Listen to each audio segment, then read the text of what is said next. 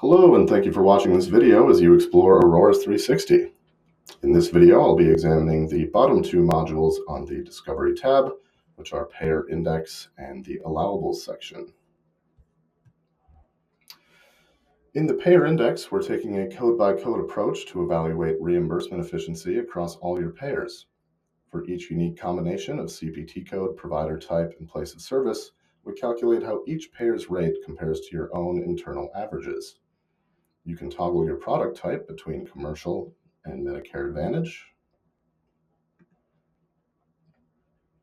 And you can toggle your benchmarking between your internal payer's average in the Payer Index or the way in which they stack up to percent of Medicare. This analysis is helpful in determining where you may be losing money on the same services based on which insurance your patients are using. Next, let's look at the Allowables section. Here we examine three critical revenue leakage points: Allowables Below Highest Payer, Charge Master Rates Below Allowables, and Allowables Below Market Average.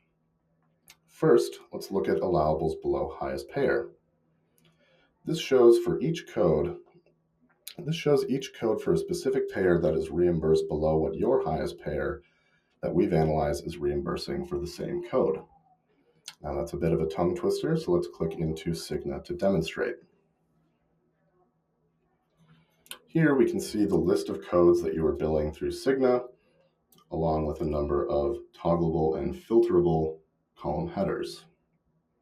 For code 27447, we can see that Cigna is reimbursing you at a rate of $449.52, whereas your highest payer, UPMC, is reimbursing the same code at a rate of $2,382.51. Scrolling over to the opportunity section, we can see that the difference between these two rates, multiplied the units billed, equals the opportunity of $216,000 if we were to get this code up to what your highest payer is paying. Now, we can't guarantee that each payer will get each code up to what your highest payer is paying you, but this is a great point of leverage when negotiating the codes that mean the most to your practice. Now, let's go back to the Discovery tab and take a look at Charge Master Rates Below Allowables.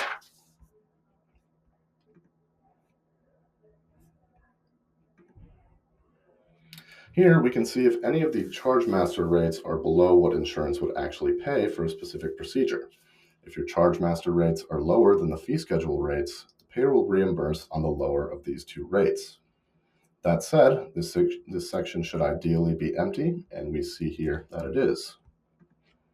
If a mismatch has been identified, it will appear here similar to how Allowables Below Highest Payer appeared, with a list of clickable payers and their corresponding mismatches. Finally, let's look at Allowables Below Market Average. This follows a similar methodology as Allowables Below Highest Payer, but is comparing your rates to the market averages rather than your internal highest payer. We can click into Cigna again.